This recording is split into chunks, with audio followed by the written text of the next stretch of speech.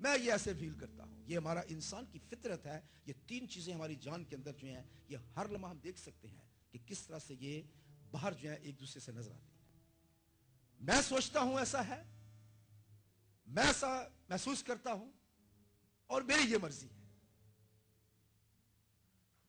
یہ تینوں چیزیں جو ہے انسان کے کنٹرول سے باہر ہیں.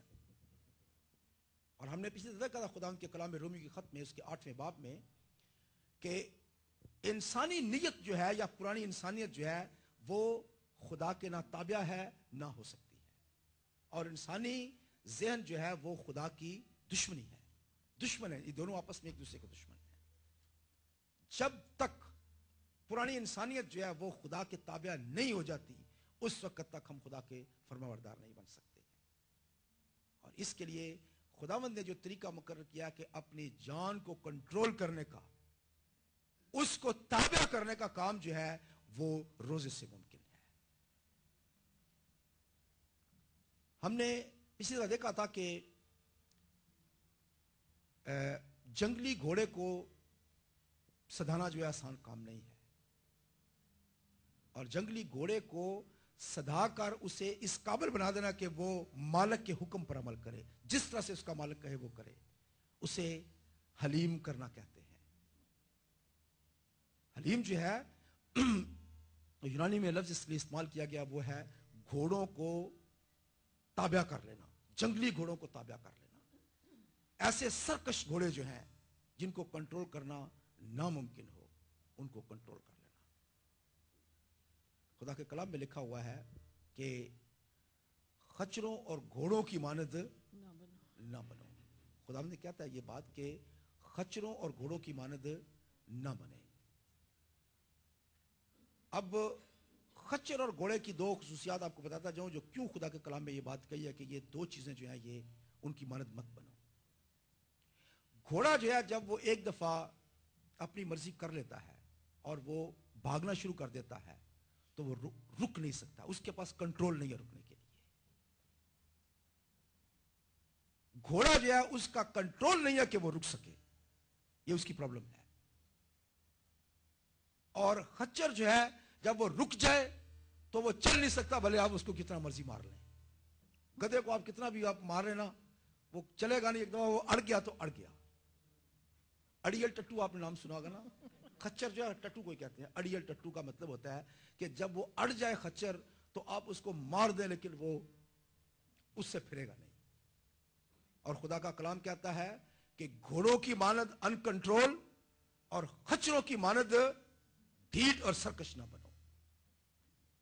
ان دو کے اندر دو خصوصیات ہیں, لیکن ان دونوں کو کنٹرول کرنے کا ایک طریقہ ہے لگام اور ساز, ان کو کنٹرول کر سکتے ہیں. کہ زبور کیا جی وہ نہ ہو گھوڑیاں خچراں وانگ تو کہ کچھ بھی نہیں ہے سمجھو نہ لو. اس کا کیا مطلب ہے کہ وہ دونوں کے اندر سمجھ نہیں ہے. سمجھ سے مراد یہ ہے کہ وہ جو کچھ کرتے ہیں وہ بے سمجھ سے کرتے ہیں اور ان کو کنٹرول نہیں ہے.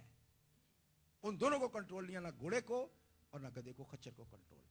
اور پھر آگے کیا لکھا ہے لگامات واگا ہے انہاں دا ساز.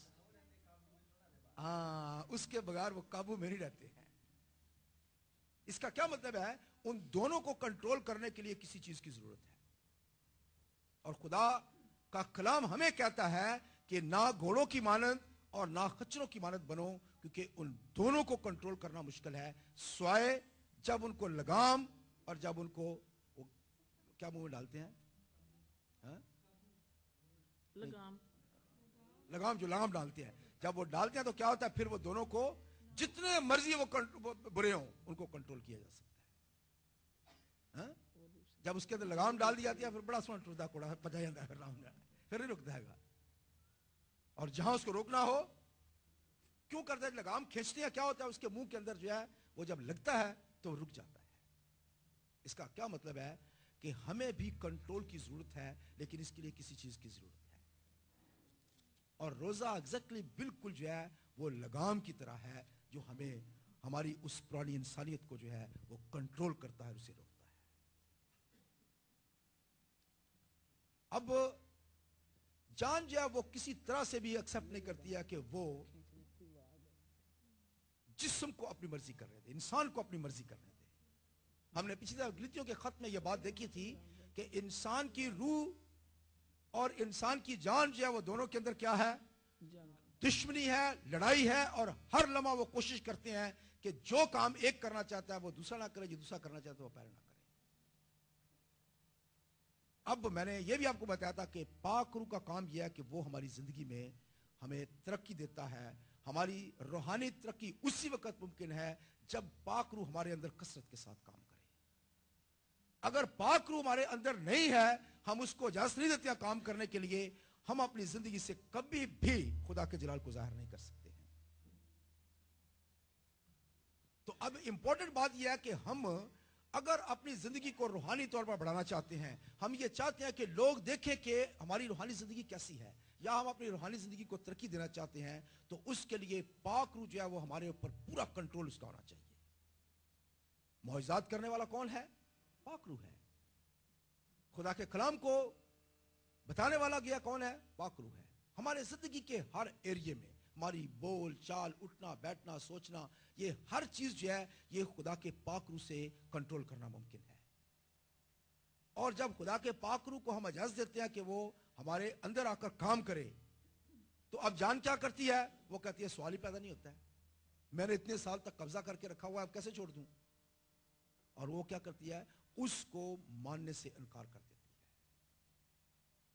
अब उस जान को कंट्रोल करना और उसे ताबिया करना यह जरूरी है। जब वो जान जो है वो ताबिया हो जाएगी आपके, और पाक रूह के कंट्रोल में आप आ जाएंगे मुकम्मल तौर पर, तब आपकी रूहानी जिंदगी जो है वो बेहतरीन जिंदगी होगी। उस वक्त तक हम एक बेहतरीन रूहानी जिंदगी नहीं गुजार सकते हैं जब तक हमारी जान जो है वो हमारे कंट्रोल में नहीं आ जाती है। अब उसे कंट्रोल करना जो है वो आसान काम नहीं है। अब उसी को कंट्रोल करने के लिए रोजा जो है वो सबसे बेहतरीन जरिया है। अब दूसरे अल्फाज में आप ये कह सकते हैं कि जब हम रोजा रखते हैं तो हर वो चीज जो हमारी जान करना चाहती है, हम उसे वो काम करने से रोकते हैं। हमारे जिस्म की ख्वाहिश है कि हम खाना खाएं, नंबर 1। नंबर 2, हमारी जान की ख्वाहिश है हम ये भी काम कर लें, वो भी कर लें, वो भी कर लें, सिनेमा भी चले जाएं, ये भी कर लें, गलत अल्फाज भी बोल लें। हर वो बुराई जो है वो जान उसकी तरफ जो है वो उसकी रग़बत है। बुरे लोगों में बैठना, उनसे मिलना, उनसे हर चीज जो है वो जान की कोशिश है कि वो काम वो करे। पाक रूह जो है वो चाहता है कि हम खुदावंद की हमद तारीफ करें, खुदावंद की तारीफ करें, खुदा के घर में जाएं, बाइबल पढ़ें, दुआ करें। हर वो काम जो खुदा की तरफ से है वो पाक रूह करना चाहता है, और हमारी जान चाहती है कि हम वो काम करें जो पाक रूह चाहता है, हम वो ना करें, और वो काम करें जो पाक रूह चाहता है, नहीं चाहता है। अब क्या है, हम कंटिन्यूसली एक लड़ाई के अंदर हैं। लेकिन जब हम रोजा रखते हैं तो इसका मतलब है कि हम अपनी जान को कंट्रोल में करते हैं, उस पर रोक लगा देते हैं कि तुम जो चाहते हो वो नहीं होगा। तो रोजा सिर्फ खाने तक महदूद नहीं है। याद रखें कि मैंने आपको पिछली बार ये बात बताई थी, रोजा सिर्फ खाने तक महदूद नहीं है। रोजे का मतलब है अपनी जान को दुख देना। अब जान जो काम करना चाहती है वो काम करने से उसको कहना कि मैं नहीं करने दूंगा, करके दिखाओ। और इस तरह से हमारी जान जो है उसको दुख जो है वो मिलता है। रोजे का दूसरा नाम बाइबल के अंदर है जान को दुख देना। क्यों लिखा है ये जान में दुख देना? यही मतलब है कि उसको इतना दुख देना, तकलीफ देना कि उसको कहो कि अब तुम कंट्रोल में हो, जो काम तुम करना चाहते हो वो नहीं कर सकते। आप एक शख्स को जब वो जिंदगी के अंदर वो चोरियां करता है, डाके, ये वो बुरे सारे काम करता है, जब उसको जेल में डाल देते हैं तो क्या होता है?